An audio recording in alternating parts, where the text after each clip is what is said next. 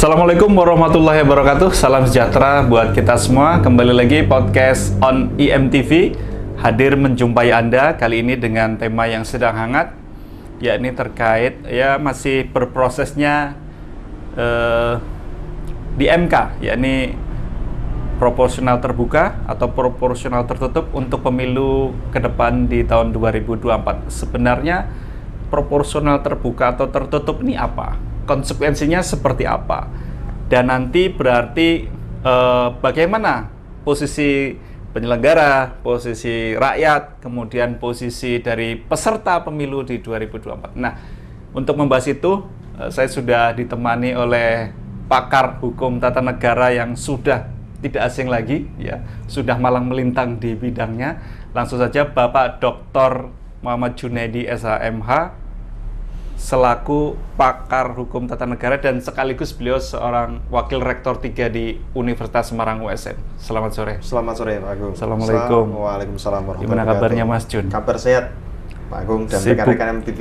Sibuk sedang beracara atau sedang berkegiatan di kampus ini? Lengkap semuanya saya terima. Dalam rangka mewujudkan keadilan. Iya, mantap. Ini bahasa-bahasanya. Ya, Mas Jun ini mendekati pemilu bahasanya. Iya, Mas Jun. Iya.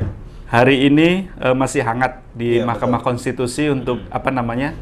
Uji materi. Uji materi. Terkait dengan proporsional terbuka dan tertutup. Iya. Yang mana nanti akan dilakukan untuk pemilu 2024 hasilnya. 2024. Nah, sebenarnya sebelum mau masuk jauh ke sana, kerangka kerangka dasarnya untuk pemberlakuan proporsional terbuka atau pemilu dalam proporsional tertutup itu seperti apa kalau dalam perspektif undang-undang, Mas Jun? Saya mengkonstruksikan yang pertama bahwa kemudian amanat untuk penyelenggaraan pemilu itu adalah amanat yang ada dalam Undang-Undang Dasar 45. Kemudian Undang-Undang Dasar 45 itu menyatakan bahwa sistem penyelenggaraan pemilu itu diatur lebih lanjut dalam peraturan perundang-undangan. Maka kemudian peraturan perundang-undangan di sana mengaturnya. Baik itu mengaturnya salah satunya masalah terkait masalah penyelenggaraan, termasuk yang kita bahas pada kesempatan kali ini, yaitu sistem proporsional terbuka yang saat ini berlaku seperti itu. Nah, sistem proporsional terbuka ini merupakan salah satu sistem dalam kerangka mekanisme pemilihan dan pilihan untuk pemilihan dalam rangka masyarakat pemilih.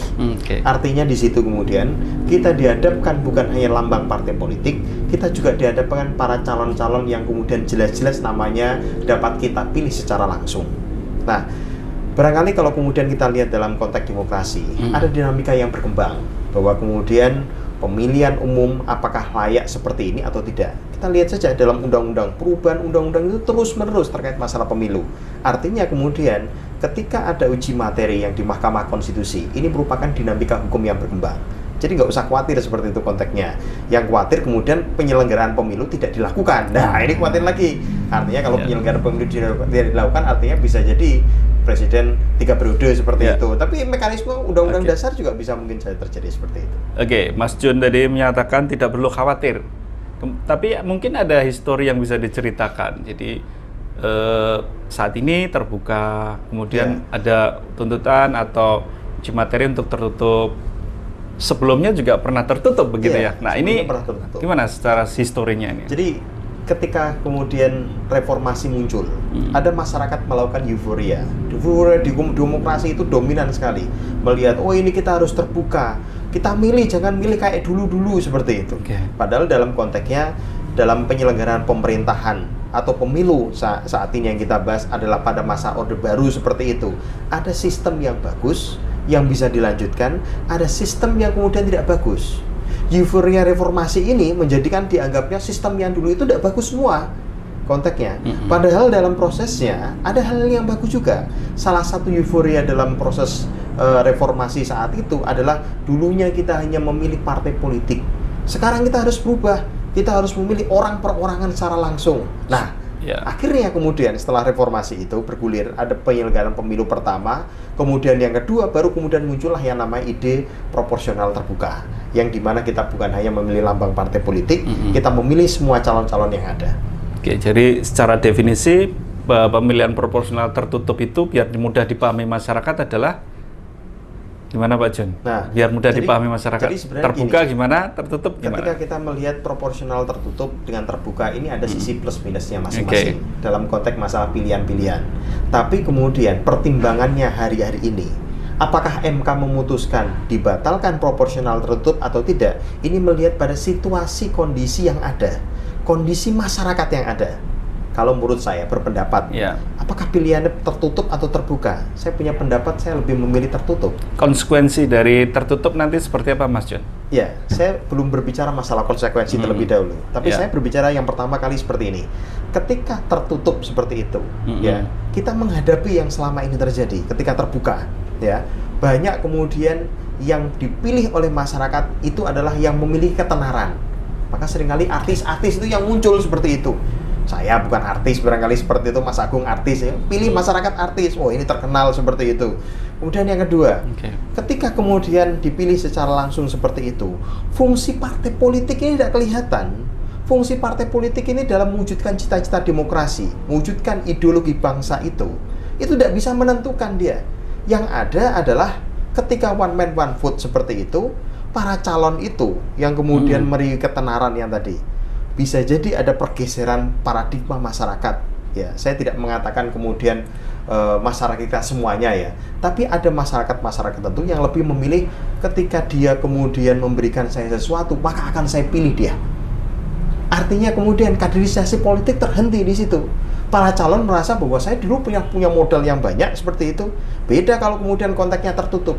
Ya, yang dua hal yang negatif tadi itu bisa dihilangkan dengan penguatan sistem partai politik. Tapi catatannya, ketika saya mengatakan proporsional tertutup sebagai solusi berdemokrasi dalam pemilu 2024 nanti, perbaiki dulu undang-undang pemilu juga. Jadi artinya kemudian ada implikasi perbaikan sistem undang-undang pemilu. Pertanyaannya bagaimana pemilu itu baik ditentukan oleh kualitas daripada partai politik itu sesungguhnya. Kalau ada yang berdalih, kalau tertutup itu kan seperti beli kucing dalam karung, itu bagaimana Mas John? Betul.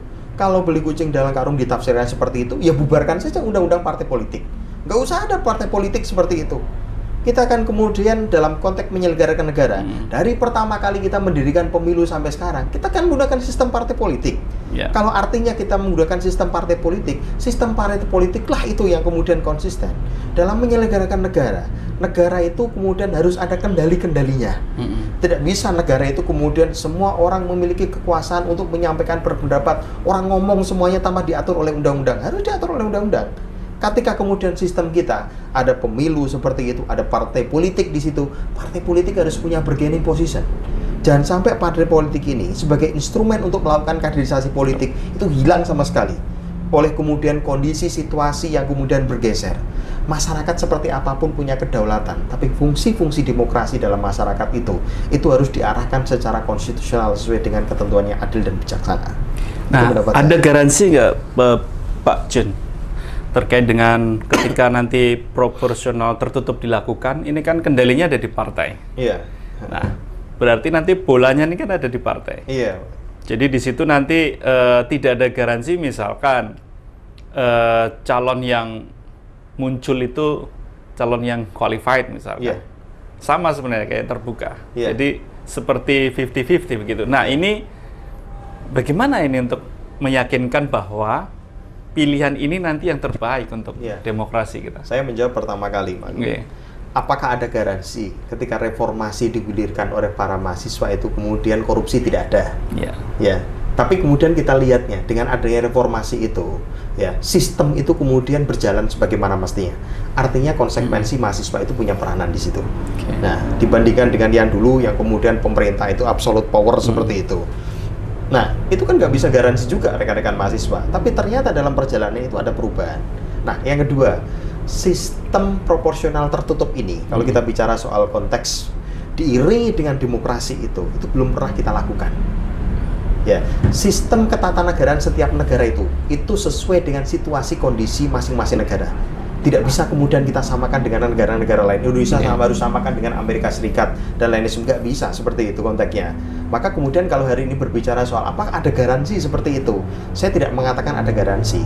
Tapi kemudian rasionalisasi ide dan gagasan proporsional tertutup ini akan mendekatkan bagaimana sistem partai politik itu berjalan, akan mendekatkan bagaimana kualitas lembaga parlemen itu di dalam menuangkan ide-ide secara kreatif itu berdasarkan pada sistem partai politik yang dikaderisasinya di dalamnya. Barangkali dengan bahasa lain, Pak Jun ingin mengatakan bahwa yang ada koreksi lah, katakanlah begitu, atas proporsional terbuka yang kemarin Iya, betul. Ini jawabannya harus koreksinya dengan proporsional tertutup. Gitu. MK tidak dapat membuat norma baru berkaitan dengan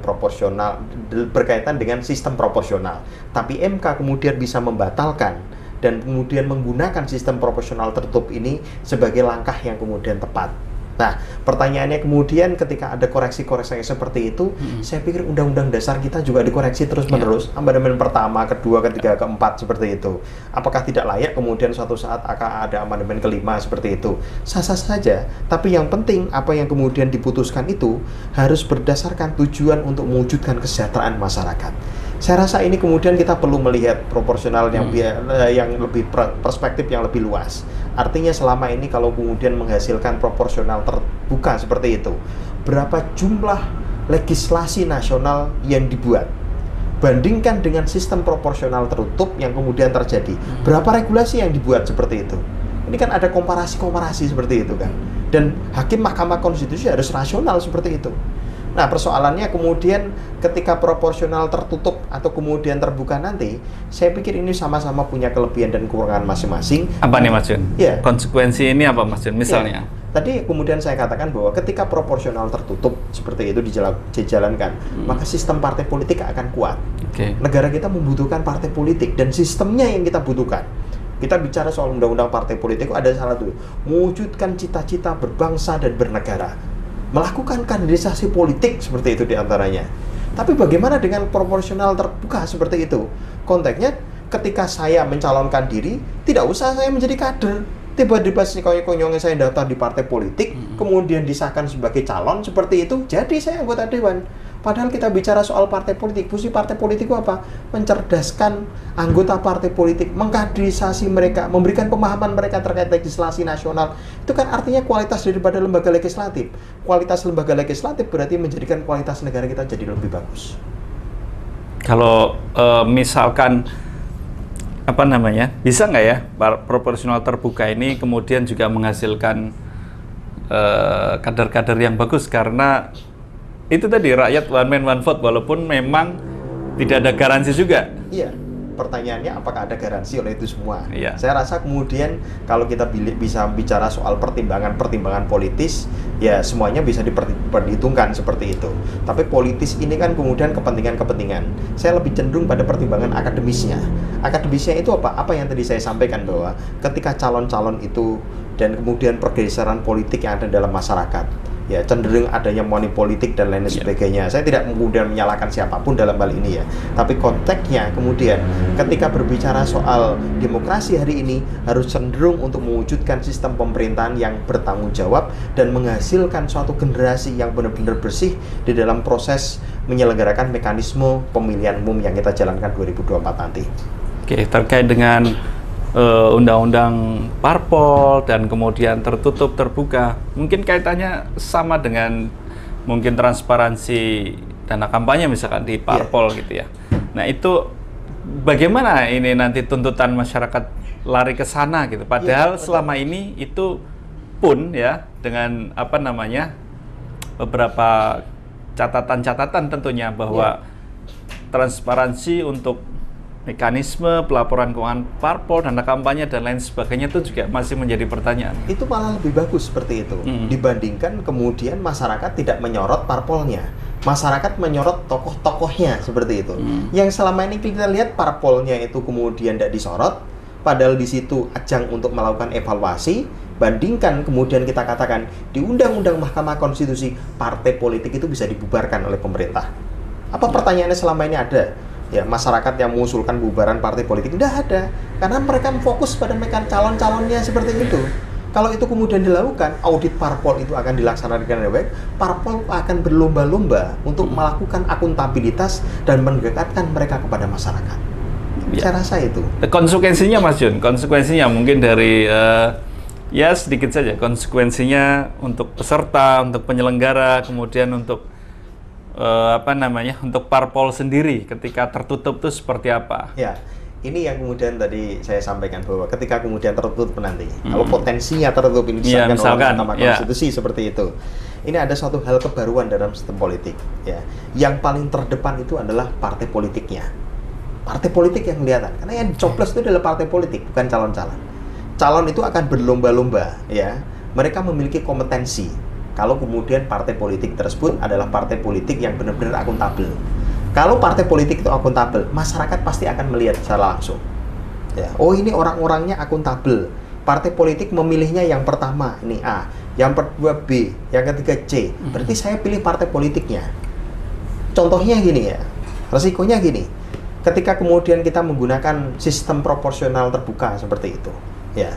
Capek-capek contohnya, saya calon anggota legislatif, ya, saya bina kampung saya itu, ya, saya kasih nafkah makan dan lain sebagainya orang-orang di situ, ya, 3 tahun sebelum calonan pemilu, tiba-tiba kemudian pada saat pemilihan kalah sama serangan fajar, itu kan kemudian rasional seperti itu yang terjadi, proporsional terbuka seperti itu.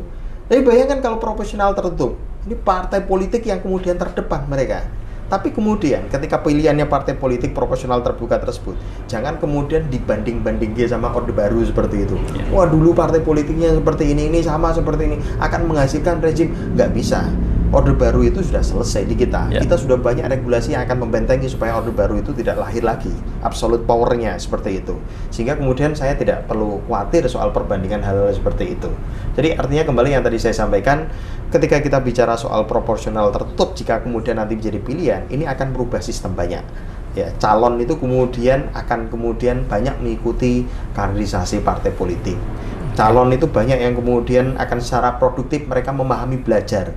Saya resikonya nanti akan legislasi nasional kita juga berkualitas, karena catatannya sebagai negara hukum, redaksional peraturan kita harus berkualitas juga. Itu ditentukan oleh kualitas lembaga legislatifnya yang kita pilih 2024 nanti. Oke, untuk penyelenggara juga lebih mudah mungkin ya? Iya, tidak mudah. Sekompleks yang terbuka mungkin. Anggarannya juga sedikit. Anggarannya tapi bukan lebih, persoalan anggaran. Bukan soal itu ya sebenarnya. Bukan soal cetakan kartu suara. Demokrasi itu lebih mahal dibandingkan kemudian hanya soal anggaran. Tapi yang esensinya bahwa kita menjalankan suatu bentuk kedaulatan rakyat untuk dapat mensejahterakan kepentingan masyarakat. Nah, untuk masyarakat sendiri, ketika proporsional tertutup, jika nanti itu menjadi pilihan, itu gimana kira-kira? Ya, saya rasa masyarakat kemudian tidak menjadi suatu masalah. Ya, karena dinamika masyarakat yang selama ini ada itu mereka hanya melihat mengikuti kebijakan pemerintah, apalagi masa-masa masyarakat yang saat ini ya. Kita lihat masyarakat itu lebih fokus pada masalah pemulihan ekonomi dan lain-lain sebagainya.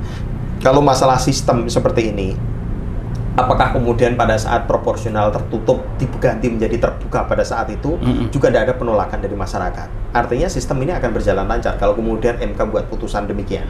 Saya punya perspektif kalau ini kemudian dibuat, maka kita akan melihat bagaimana perspektif kualitas daripada pimpinan-pimpinan negeri ini didorong menjadi orang-orang yang berkualitas berdasarkan pada sistem yang baik. Ketika ada partai yang mungkin dengan pendapat yang berseberangan, ya, ada kekuatan politik yang berseberangan dan tetap meminta dilaksanakan secara proporsional terbuka, apakah di situ memang ada nilai-nilai yang mungkin merugikan partai-partai baru atau bagaimana? Ya, saya rasa saya bukan berburuk sangka sama partai-partai yang kemudian berpendapat proporsional terbuka.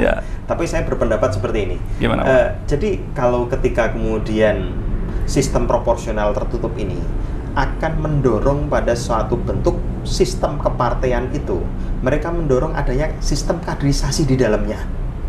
Artinya tidak melihat bahwa calon ini apakah figuran seperti itu, atau kemudian artis seperti itu, uang banyak seperti itu. Mereka akan terdorong seperti itu. Tapi kalau kemudian proporsional terbuka itu, pilihannya pasti satu. Saya cari banyak artis-artisnya gitu. Vote getter. Iya, vote getter. Yang kemudian masyarakat melihat, wah ini pilihnya ini seperti itu. Saya nggak nyebut ya partainya apa sih, bebas lah partainya apa. Tapi konteksnya kalau kemudian seperti itu, kualitas kita bagaimana? Ya, demokrasi kita kualitasnya hanya seperti itu saja.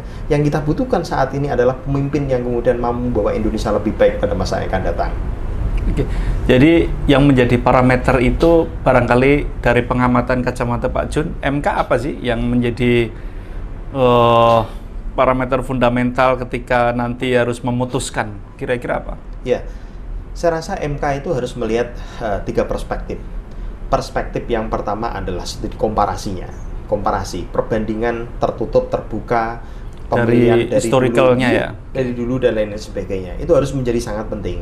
Jangan sampai MK hanya kemudian asal-asalan seperti itu. Perbandingan itu menjadi sumber hukum di dalam proses membuat keputusan. Yang kedua, MK harus melihat sosiologi masyarakat. Jadi cara masyarakat memilih itu seperti apa sekarang itu. Kalau pilihannya dengan tertutup itu modelnya, akan implikasinya seperti apa, itu kan bisa dilakukan simulasi-simulasi. Kalau perlu kemudian hasil podcast ini jadi rekomendasi lah, seperti itu kan. Kan gitu ya. Yang ketiga kemudian, yang paling penting, MK harus mempertimbangkan ya, bagaimana sistem penyelenggaraan negara kita itu, kita putuskan sampai saat ini berbasiskan partai politik. Ya, kalau partai politik sudah jadi pilihan, ya mau apa lagi? Atau partai politik mau dikerdilkan, ya sekalian aja partai politik jadi satu partai politik biar demokrasi tidak ada, kan seperti itu harus jadi pertimbangan. Kalau kita pilihan kita banyak seperti itu, kita buka keran demokrasi seperti itu, pilihan-pilihan itu harus jelas. Negara kita bukan negara liberal konteksnya, harus ada pengendali seperti itu. Walaupun sebenarnya one man one vote itu juga cerminan demokrasi yang cukup rasional juga ya. Iya. Ketika one man one vote itu cerminan demokrasi yang ideal seperti itu, tapi fungsi negara itu harus ada. Negara itu harus berdasarkan pada sistem, bukan berdasarkan pada sinten. Ya, itu beda itu. Okay. Antara sistem sama sinten itu. Ya, saya katakan tadi kita diskusikan ini adalah kita membangun sistem. Kalau kita membangun sistem, kita membangun sistem elektoral yang baik seperti itu, kita akan menjadikan negara kita sejahtera. Tapi saya masih meyakini bahwa ada juga PR-PR yang harus dilakukan oleh partai politik. Iya, betul. Dan di situ nanti apa saja kira-kira Pak Jun? Iya. Ketika nanti konsekuensi dari tertutup, kemudian ada implikasinya ke penguatan partai politik. Iya. PR-nya apa ini? Salah satu yang paling terpenting adalah menguatkan kaderisasi partai politik. Itu penting. Ya, partai politik itu bukan kemudian setiap pemilu mereka kumpul-kumpul deklarasi kayak gitu, bukan kayak gitu. Ya. Hari ini berarti Pak Jun melihat kaderisasi masih minus ya? Iya, saya rasa minus. Partai politik itu jangan hanya seperti itu saja. Jangan hanya kemudian ketika ada musim pemilu kita bangkitkan seperti itu. Enggak. Saya rasa banyak partai politik yang sudah bagus seperti itu. Mereka terus melakukan kaderisasi meskipun tidak ada pemilu.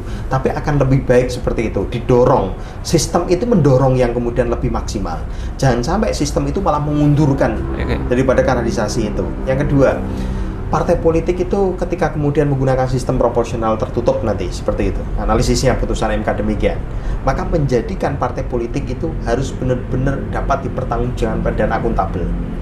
Negara kita kan mengatur soal undang-undang partai politik, dan partai politik semua yang dilakukan kan karena berdasarkan menggunakan uang negara seperti itu, maka harus diaudit juga. Saya rasa kalau hal-hal seperti itu dilakukan, nanti partai politik akan berlomba-lomba fastabiqul khairat ya, berlomba-lomba untuk kebaikan kayak gitu ya. Artinya kan bisa mungkin seperti itu saja terjadi. Ya analisis banyak lah seperti itu. Saya rasa seperti itu. Ya bukan bermaksud mengkomparasi dengan negara lain. Kalau ada sistem yang tertutup nggak di sekitaran negara-negara di luar Indonesia? Saya belum melakukan penelaahan secara mendalam ya. Yang tadi saya sampaikan, kita lebih baik fokus pada negara kita, bahwa sistem yang kemudian kita pakai apakah situasi dan kondisi sesuai dengan masyarakat atau tidak. Kalau kita adopsi negara lain, belum tentu negara lain kita itu kemudian selesai. Saya bayangkan seperti ini Mas Agus. Amerika Serikat itu negaranya hanya ada satu perbedaan, yaitu kulit hitam dan kulit putih. Dia pakai konsep liberalisme seperti itu, konsep liberal seperti itu. Belum selesai perbedaannya sampai sekarang. Indonesia ribuan perbedaan, pulau-pulaunya 17.000 lebih. Bahasanya hanya dengan satu Pancasila itu bisa selesai kita. Kalau kemudian dilihat gesekannya ada di Indonesia, ya gesekannya perbedaannya banyak gitu kan. Toh itu pun bisa selesaikan. Yang penting itu adalah kita satu nafas, yaitu satu bangsa, yaitu Indonesia. Terima kasih Pak Jun. Tapi nanti apakah ada kemungkinan juga ketika ditelaah berikutnya kembali lagi ke terbuka, ada kemungkinan? Iya, jadi saya rasa sistem itu bisa dinamis seperti itu. Mahkamah Konstitusi juga harus melihat rasional. Saya juga tidak mengatakan bahwa apa yang saya sampaikan itu selalu benar seperti itu, karena kebenaran milik Tuhan Yang Maha Esa. Tapi pada prinsipnya, kalau saya melihat inilah jalan yang paling tepat. seorang analis hukum tata negara nggak mungkin kemudian tanpa pendapat sama sekali. Ya. Kalau tanpa pendapat nggak mungkin saya dihadirkan di sini. Kalau bahasa hukumnya punya legal opinion. Punya legal opinion. Ya, betul. Tapi kalau kemudian legal opinion itu digunakan, saya pikir ini juga menjadi wawasan baru. Kalau tidak digunakan, ini akan menjadi rekomendasi ke depannya seperti apa. Pokoknya IMTV top lah. Wah, baik. Terima kasih Pak Jun. Ya. Wakil Rektor 3 USM dan pengamat hukum tata negara dan pemerintahan. Baik pemirsa, itu tadi ngobrol singkat kita dengan pakar tata negara USM, Mr. Dr. Muhammad Junaidi SHMH. Jangan bosan bicara kebenaran agar demokrasi itu tidak berlangsung sia-sia. Saya Gung Cahyono beserta narasumber pamit undur diri. Terima kasih. Assalamualaikum warahmatullahi wabarakatuh. Sampai jumpa. Ya, Matur nuwun. Siap.